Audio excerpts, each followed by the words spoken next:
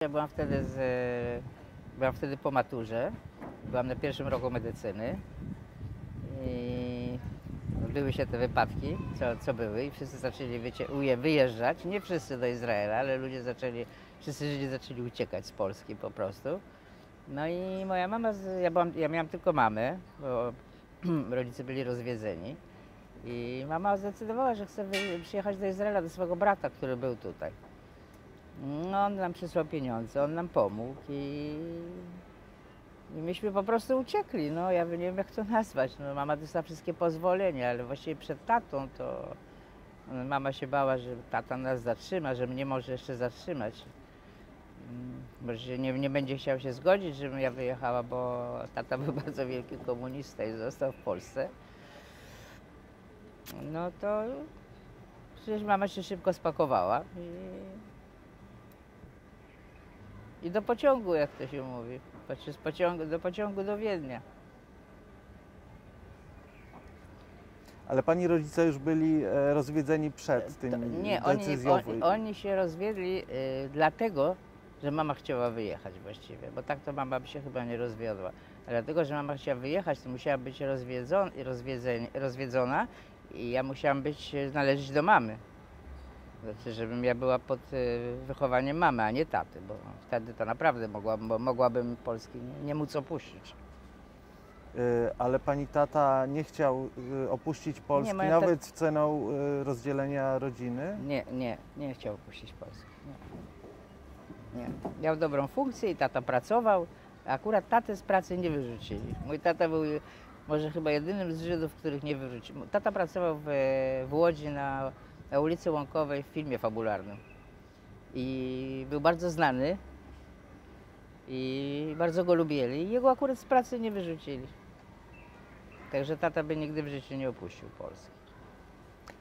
Ale on argumentował to tym, że traci tutaj wszystko, znaczy, że tu ma wszystko. On w ogóle on nie wiedział o tym, że mama chce wyjechać i wziąć mnie do Izraela.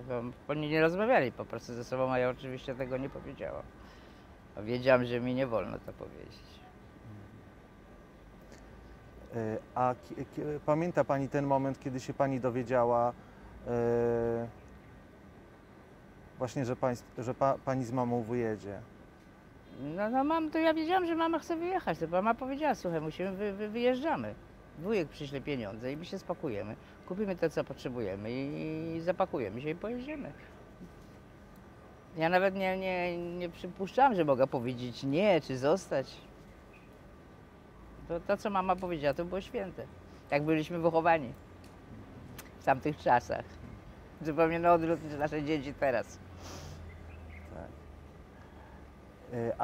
Bo pani mama została zwolniona z pracy, tak? No mama nie została zwolniona z pracy, bo mama pracowała jako kosmetyczka, także miała taki wolny zawód. Mogła pracować, mogła nie pracować. Także mama nie została wyrzucona z pracy, nie. Akurat tej historii nie było. Ale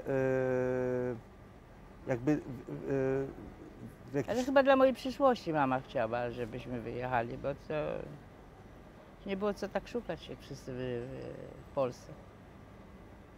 No nie wiem, ja wtedy miałam jakieś 18 lat. I pamięta pani, ile czasu upłynęło od momentu podjęcia decyzji o emigracji do wyjazdu? Chyba rok za czym to wszystko. Myśmy dostali pieniądze, za czym mama mogła sobie pozwolić kupić te rzeczy, za czym nas zapakowali. To znaczy, jakie rzeczy? Rzeczy, żebyśmy mieli w domu, jakiś serwis, czy jakieś sztuczce, czy rzeczy, które trzeba. Nie mogła wziąć nic z domu. Musiała z domu wszystko zostawiać, także musiała kupić nowe rzeczy. No nie meble nie, ale takie rzeczy do kuchni, do garczki, czy ja wiem, jakieś takie różne rzeczy, wtedy wszyscy kupowali to samo. Czyli, ale dokładnie, co to było w tamtym okresie? No to były rzeczy do kuchni, które ludzie mają w kuchni, całe wyposażenie do gotowania. Tak nawet dobrze nie pamiętam. No i ja wiem, trochę ubrań. Nawet pamiętam, że mama miała takich znajomych przyjaciół, to ten pan też wyjeżdżał. To mu powiedziała temu panu, co pan sobie kupuje, to niech pan kupi nam też. I to, co on kupował, to on przynosił do nas też.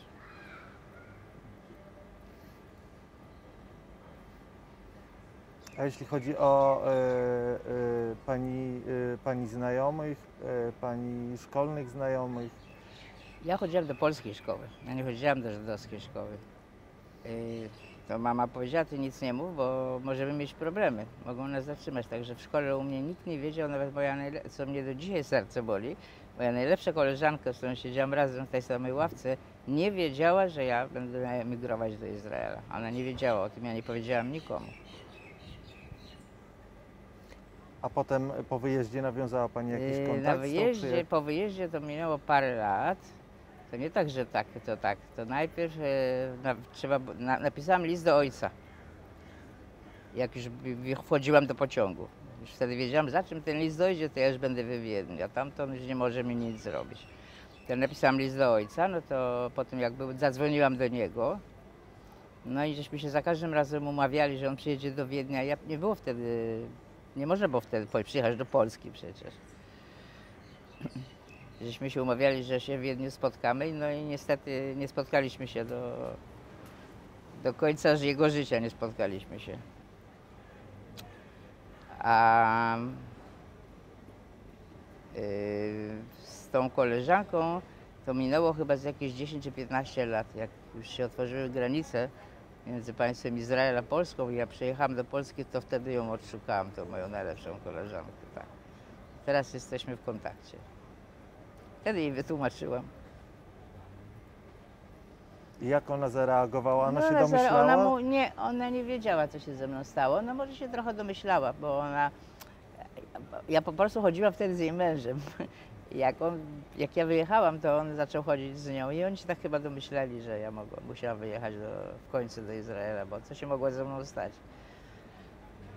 Co było najciekawsze, że przez ten czas umarł mój ojciec.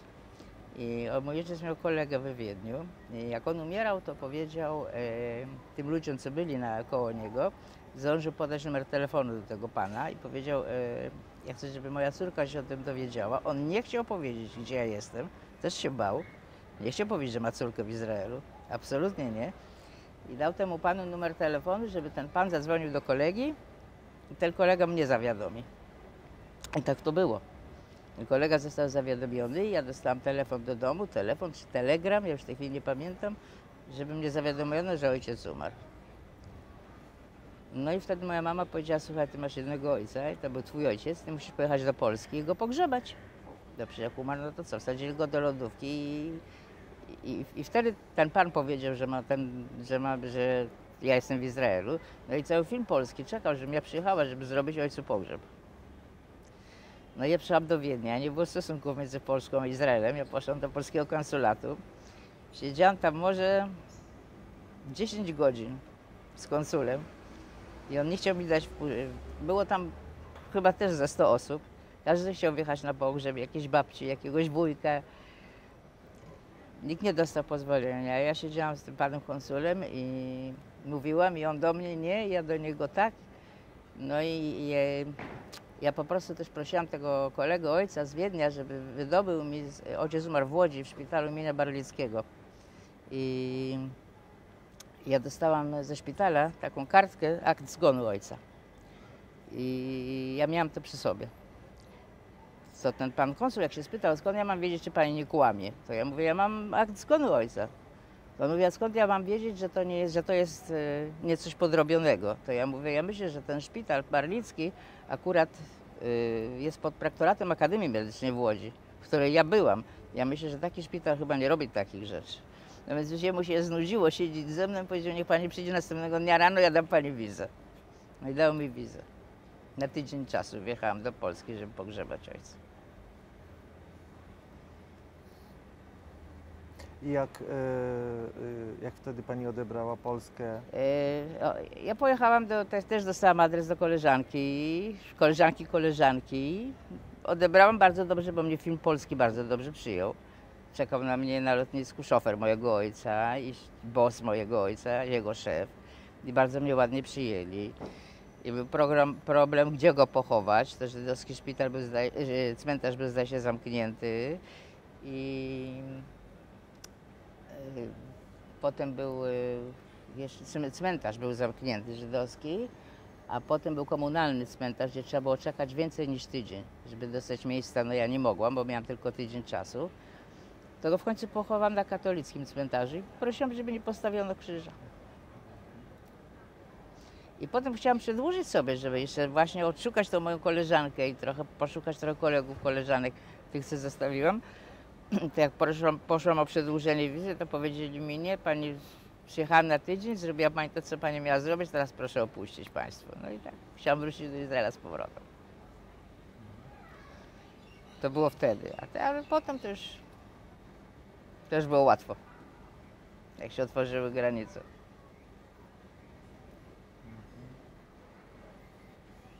I teraz często pani przyjeżdża do Polski? Ja w tej chwili często nie przyjeżdżam, ale ja zawsze zostanę z Polski. Ja zawsze zostanę z Polski. Zawsze. Ja teatr odbieram po polsku lepiej, piosenki odbieram po polsku lepiej. Ja tutaj już jestem ponad 40 lat. Ja czytam tylko polskie książki.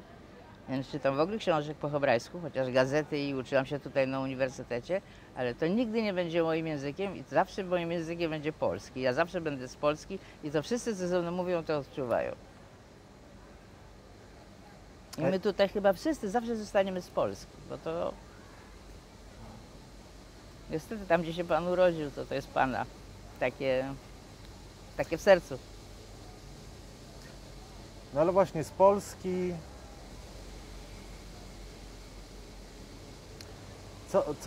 Co to oznacza? Czy pani powiedziała, że Polska jest pani ojczyzną? Ja nie wiem, co mam powiedzieć, ale chyba tak. Chyba bym powiedziała, że Polska jest moją ojczyzną. Tak, jakbym miała takie coś powiedzieć, to tak. A Izrael w takim razie? Nie wiem, może druga ojczyzna. A odzyskała pani polskie Tak, obywatelstwo? tak. Ja mam i dzieci mają, tak. I jak pani wspomina sam ten proces? Kiedy to się stało? A to obywatelstwo? Mhm. No ja przez przypadek miałam szczęście, że jakoś to szybko się odbyło. Ja byłam jedna z pierwszych może, gdzie się starałam o to obywatelstwo.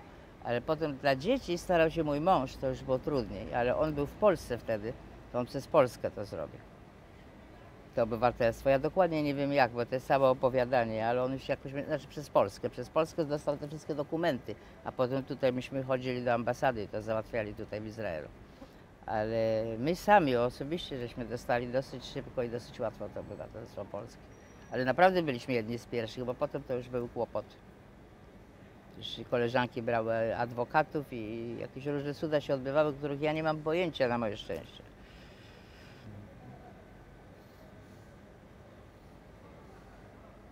A jeśli chodzi o pani dzieci w takim razie, pani jest z Polski, jak pani mówi, a pani dzieci, co? A moje dzieci też mówią, że mają mamy z Polski i tatę z Polski, ale mamy to na pewno mają z Polski. Tutaj się tak mówi, że matka polska to jest coś innego jak inna matka. Tak dla śmiechu, bo się bardziej martwi niby i bardziej się może wtrąca. Tak jest przyjęte w Izraelu.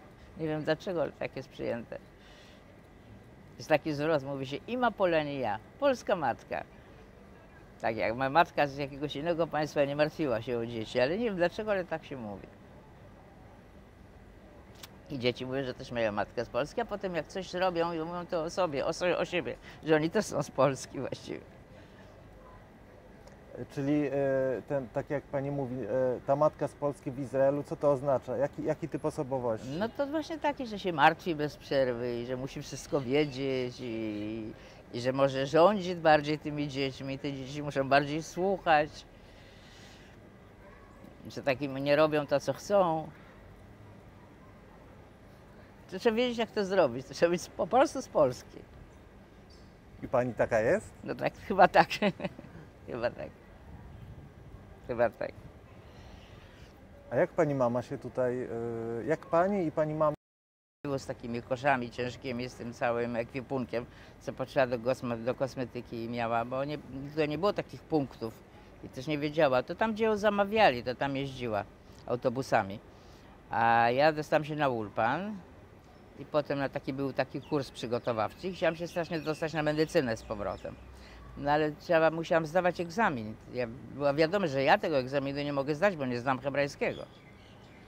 To akurat poznałam wtedy mojego męża i on powiedział, wiesz co, i nie dostałam się na tę medycynę, to mówi, to chodź, że ucz się coś podobnego, na przykład biologii. I otworzyli w Berszewie taki nowy uniwersytet, który był bardzo przyjemny. Iśmy tam pojechali i on bardzo dobrze się zachowywał dla tych, co nazywali się Olim Hadashim, znaczy dla nowo przybyłych. I tam się dostałam, tam skończyłam tą biologię, tam się uczyłam na tym uniwersytecie w Warszawie. W międzyczasie żeśmy się pobrali, no i tak to było. I tam skończyłam studia.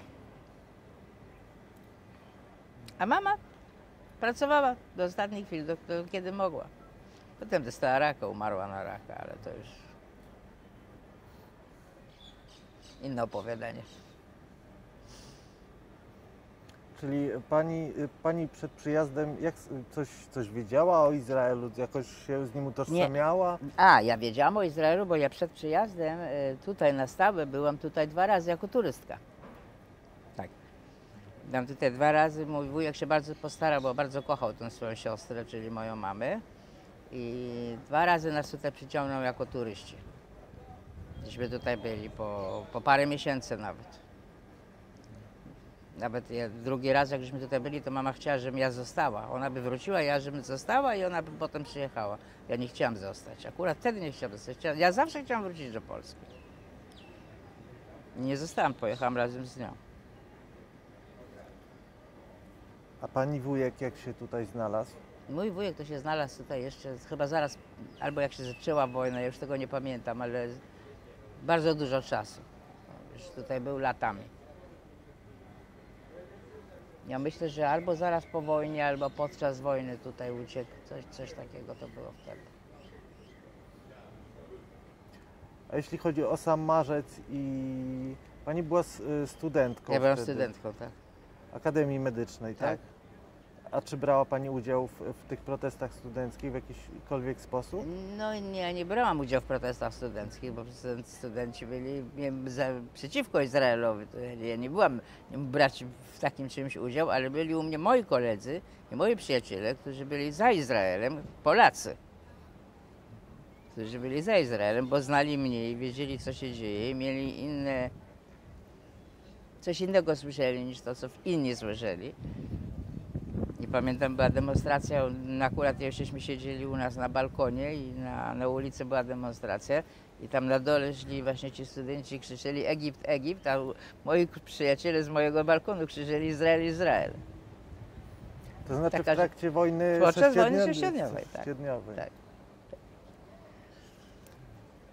I te demonstracje były, bo pani w Warszawie? Nie, ja byłam w Łodzi wtedy, w Łodzi, cały czas w Łodzi. Mhm. Wszystko w Łodzi było. I w Łodzi były takie demonstracje Była poparcia taka, tak. dla wojsk arabskich? Tak. Mhm. A jeśli chodzi potem o te strajki studenckie, które się rozpoczęły od tych dziadów, czyli od styczeń, marzec 68 roku w Warszawie. No to ja nie brałam w tych udziału. Tutaj Myśmy siedzieli cicho. Znaczy moja mama w ogóle by mi nie dała nawet takie coś zrobić. Także...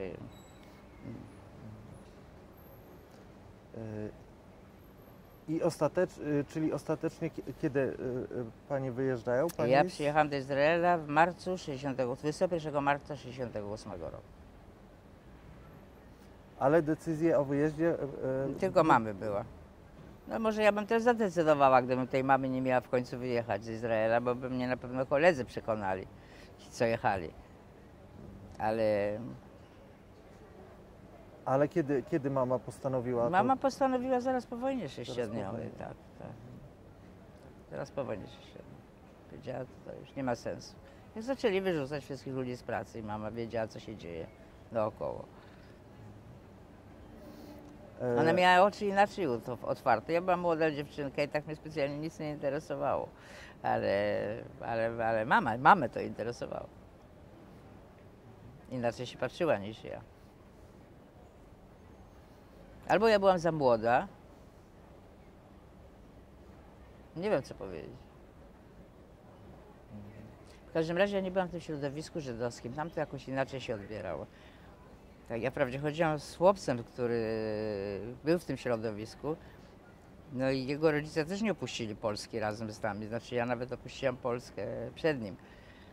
A on był w środowisku żydowskim i on raczej bardziej to odbierał niż ja. U nas to tak było po cichu, a tam było gdzie inaczej. Bo to była cała szkoła, gdzie tylko Żydzi. No ale jakoś to tak... No bo po prostu powiedziałam, że... Jemu to powiedziałam tak, że wyjeżdżam do Izraela z mamą. On był jedyny, który wiedział. Tak.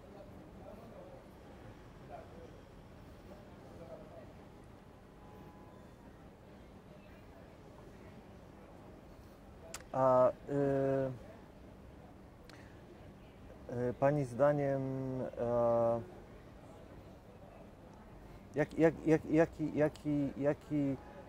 jakie znaczenie dla historii Żydów polskich i dla Polski miały te wydarzenia marca? Czy warto mówić teraz, my się przygotowujemy tak, jako muzeum do rocznicy marca okrągłej w przyszłym roku i czy warto o tym mówić?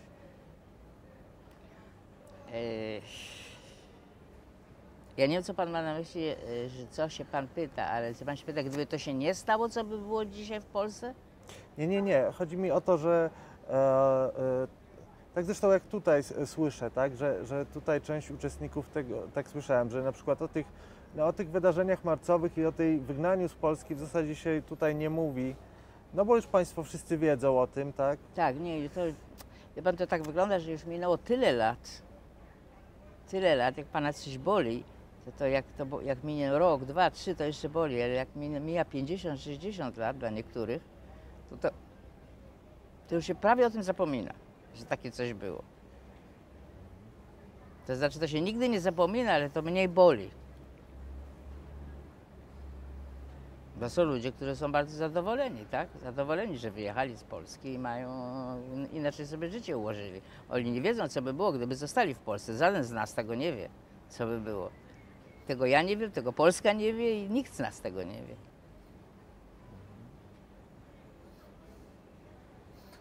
No tak, to prawda. Czyli pani wyjeżdżała z dworca gdańskiego, tak? Ja wyjeżdżałam... Znaczy najpierw z Warszawy? Ja wyjeżdżałam tak, do Warszawy, potem z Warszawy do Wiednia, do takiego obozu we Wiedniu, który nazywał się Szanał. Tam byliśmy parę dni i potem stamtąd samolotem, to był dokładnie dzień inwazji w Czechosłowacji. 21 sierpień. Ja pamiętam, że słyszeliśmy to w samolocie, że co się dzieje w Czechosłowacji. Myśmy już byli w górze do Izraela. A w tym Wiedniu jaka była atmosfera? A w tym Wiedniu była bardzo dobra atmosfera. Tam nas bardzo ładnie przyjęli. I to było takie... Nie wiem, to chyba Sochnut organizował, tak jak ja myślę. Teraz. Bo tam też jak rozumiem, no byli inni jeszcze emigranci z Polski w tym. To taki jakiś zamek, zameczek, tak? To był taki zamek, tak. Ale ja tam nie wiem, ja tam oprócz Polaków nikogo nie widziałam z jakichś innych. I długo państwo tam Nie, byli? parę dni. Parę dni, to było do tygodnia. Ja nawet nie wiem, czy to był cały tydzień. Nawet nie wiem dlaczego to była... Dlaczego żeśmy tam musieli być, na co się czekało, no, tego dokładnie nie wiem. No ale może to była sprawa między państwem Izraela, między Sochnutem, że tak się przygotowywali, żeby przyjąć to. To jest jednak bardzo spora, duża ilość ludzi. To tak przyjąć wszystkich za jednym razem to było ciężko, no to tak grupkami się jechało. A jak się nazywali, jakby pani jeszcze powiedziała, pani rodzice? Moi rodzice? I pani wujek, tak. Mój wujek? Tak, jak się nazywali? Mój wujek nazywał się Zysman Frydman. Mieszkał w Hajfie. Tak, już teraz obecnie nie żyje, ale to był brat mojej mamy. Moja mama z domu też była Frydman. No, Szlachet to jest nazwisko mojego ojca. Henryk Szlachet, znany w Łodzi, ci starsi koledzy z filmu polskiego, wszyscy go znają. Nawet ci młodzi to znają o nim kawały, które on opowiadał i które opowiadane są do dzisiaj o nim. To znaczy, jak ja wjeżdżam dzisiaj do Łodzi i mówię, że jestem córką szlacheta, to wszyscy będą wiedzieli, o kogo chodzi. Może pani jakiś kawał powiedzieć? Ja teraz już nie pamiętam, ja teraz nie pamiętam, ja nie przypuszczam, że się tego tak bym się inaczej przygotowała na taką rozmowę z panem. Ja w tej chwili ja mam nawet taką książeczkę gdzieś w domu, ale ja teraz nie pamiętam tego. Nie pamiętam, ale tato mówił źle po polsku, bo tato był z Bielska Białej i tam był jego językiem właściwie niemiecki. Także tato mówił trochę źle po polsku i trochę się inaczej wyrażał, no to się tak wszyscy robili sobie na ten temat kawały i się śmieli. No zawsze na zebraniach mówił, a jak cię go nie chcieli słuchać, że macie jednego Żyda, to go słuchajcie, jak żeście go nie wyrzucili i takie różne rzeczy. Ale był znany, dosyć znaną osobistością. Czyli tak, że po marcu jakby pracował dalej na tym samym stanowisku i nie On otrzymał... pracował dalej na tym samym Tak. stanowisku, aż do śmierci. Tak? Pracował dalej. A w trakcie tej kampanii antysemickiej 1968 roku pani osobiście doświadczyła jakiejś reakcji polskiego społeczeństwa? No to tylko tego, że wołali na nas Żydzi, że na podwórku wołali na mnie Żydówka. No tak w szkole to trochę mniej, bo nie wszyscy wiedzieli. Ja tak nie jestem podobna. Jak się pan na mnie popatrzy, to ja właściwie jestem z Polski. Także ponieważ ludzie, ci co nie wiedzieli, tym, którym nie powiedziano, nie wiedzieli, to nic mi nie mówili. A ci co wiedzieli na podwórku, tam gdzieśmy mieszkali, że ojciec był Żydem, no to było wiadomo, że jak ja jestem jego córką, to też jestem Żydówką. No to oni tam krzyczeli tam czasem z góry tak na tym, ale ja osobiście tak nie mogę nic złego strasznie powiedzieć, że tak przeszłam, ale natomiast mój mąż, żeby tutaj siedział, to on miał co do opowiadania. Tutaj jest bardzo dużo ludzi, którzy mają co do opowiadania. No ja to chyba tak dużo akurat nie mam.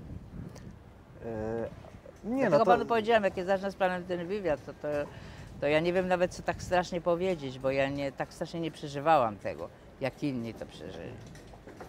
No tak, ale to nie jest tak, że my szukamy, wybieramy osoby, które, Tak. oczywiście to jest ważne, które to jakoś mocno przeżyły, ale po prostu my chcemy udokumentować, jak po prostu Państwo to przeżywali, czyli to nie jest tak, że my szukamy Każdy tylko... to przeżywał, dlatego że wszyscy żeśmy się bali, co będzie z rodzicami, co będzie z wujkami, co będzie z rodziną. No ja nie miałam rodziny, bo on też jedynaczka jestem. Bo miałam tylko mamę, ja i mama, no to ja oczywiście się słucham to, co mama mówiła, ale były całe rodziny, które były w wielkim strachu i źle żyli z tego powodu. To ci ludzie będą na pewno mieli bardzo dużo co do opowiedzenia. Czyli Pani mąż też jest... Mały mąż, ja poznałam go tutaj. On przyjechał do Izraela w 1965 roku. On jakoś, nie wiem dlaczego, jego ojciec wyjechał wcześniej z Polski. Też z Łodzi, tak? Nie, on jest z Sosnowca.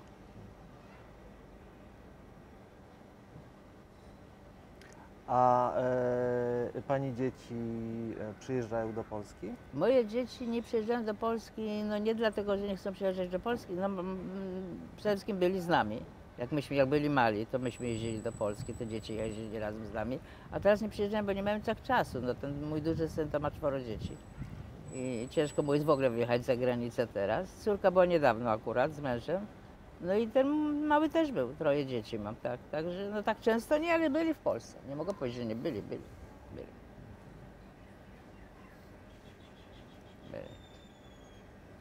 Czyli utrzymują też No i ten mój mąż jest kontakt. do dzisiaj w Polsce, teraz jest w Polsce. Mieszka w Warszawie. Pracuje w Polsce. Ale to już jest inna sprawa. Ale on wrócił... On wrócił do Polski, bo myśmy zostali w pewnym wieku naszego życia z jego pracy tutaj z Izraela wysłali do Ameryki. I po 2 latach, żeśmy wrócili z Ameryki, to on po prostu już nie mógł dostać pracy. Tutaj w Izraelu. No to jeden z jego kolegów powiedział, wiesz co, pojedziemy do Polski, ja tam otworzę sobie coś i ty będziesz razem ze mną pracował. Znaczy on już tam miał właściwie tam otworzony ten swój biznes. Powiedział, ty będziesz razem ze mną pracował. No to on tak pojechał. No on wprawdzie z tym kolegą nie pracował, ale znalazł inne prace. No potem te prace się skończyły i powiedział, że on już więcej mu się znudziło pracować dla innych, on chce teraz pracować dla siebie. No i tak powstała ta pierwsza restauracja z Mateuszem Gesslerem. Pan go na pewno słyszał pan o nim. Słynny szef polski. No i to była jedna restauracja, została otworzona w Warszawie, na Mińskiej. Nazywa się Warszawa Wschodnia, no a teraz są dwie w hali koszykowej otwarte. Znaczy jedna podzielona na bar bistro i na... I on zamieszkał na stałe, tak? Tak. On jest w Polsce na stałe. A ja jestem tu. Rozumiem. Ja miałbym jeszcze taką prośbę, bo pani wspomniała o tej swojej przyjaciółce. Najlepszej przyjaciółce, Tak, która... tak. No ona mnie bardzo ładnie przyjmuje. Jak ja tam pojadę i ona by bardzo chciała, żebym ja tam do niej przyjeżdżała. Ja jestem u niej w domu i bo my oni mnie bardzo kochają, i ona, i jej mąż. Oni mi się też zajmują grobem mojego ojca, tam w Łodzi. Ponieważ my chcemy nagrać takie relacje jakby z różnych perspektyw. My też nagrywamy relacje no właśnie przyjaciół emigrantów, którzy zostali w Polsce, żeby zobaczyć też z tej jakby polskiej perspektywy, jak to tak. wyglądało i Tak. co też te osoby Tak. mają Ja nie dzisiaj wiem, do co oni mają do powiedzenia. powiedzenia, bo bardzo była ciekawa usłyszeć, co oni mają do powiedzenia, bo ja im się tego nigdy nie pytałam. Natomiast ja miałbym w takim razie prośbę, czy mogłaby Pani tak wstępnie zapytać swojej tej koleżanki, czy ona by mogła udzielić takiego wywiadu tak. krótkiego dla Muzeum Polin. I jeśli ona się wstępnie zgodzi, to po prostu ja się osobiście z Panią Skontaktuje się Pan kontaktuję, tak. bo no po prostu też chcemy mieć taki no, pełniejszy obraz po prostu też tego, co się działo też po pierwsze z przyjaźniami, ale też no, tak jak ta przyjaźń przetrwała, tak? Potem Tak. pani No, wraca. ta przyjaźń przetrwała. I to też jakby, no to są... Tak, ale były rozłąki inne, tak? Tak, Ja na przykład tak. z tym chłopcem, z którym chodziłam, który miał tutaj przyjechać, już miał wszystkie papiery złożone do Izraela, żeby tutaj przyjechać. No ja potem poznałam mojego męża, tego, który jest obecnie w Warszawie i napisałam mu, że ja wychodzę za mąż, no to się przerwało. On tutaj jest na tym reunion i On został w Polsce, tak? on został w Polsce, potem się pobrał i pojechał do Danii, potem pojechał z Danii do Szwecji. No i teraz się spotykamy tylko na reunions.